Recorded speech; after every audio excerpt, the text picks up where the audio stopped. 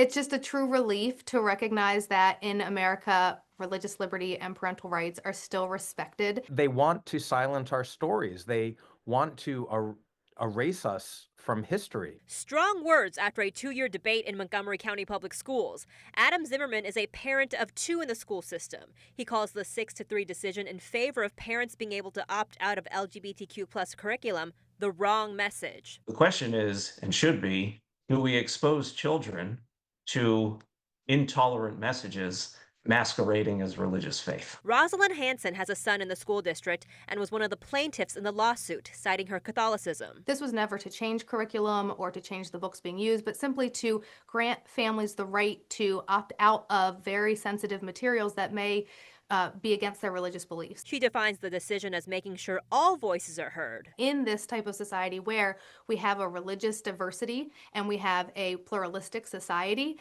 that there is room for all when you institute things like opt-outs. Montgomery County Councilmember Evan Glass thinks it does the opposite. The fact that Johnny has 2 mommies and Stacy has 2 daddies. This ruling sends a chilling message. President Trump weighing in on what this decision means. They lost control of the schools. They lost control of their child. And this is a tremendous victory for parents. So what's next? Rosalind says actually implementing the opt-out will be a collaborative effort. We are looking forward to Montgomery County Public Schools coming to the table and figuring out how we no longer try and force kids into learning certain beliefs. But for Adam, this decision sets a dangerous precedent for schools that might not have the same resources as Montgomery County. At the end of the day, be forced to take the easier route of just taking those books out of the classroom or out of the library. And Councilmember Glass noting that this decision is happening right now in June, which is Pride Month, and that it's about the LGBTQ plus community being acknowledged in schools, guys.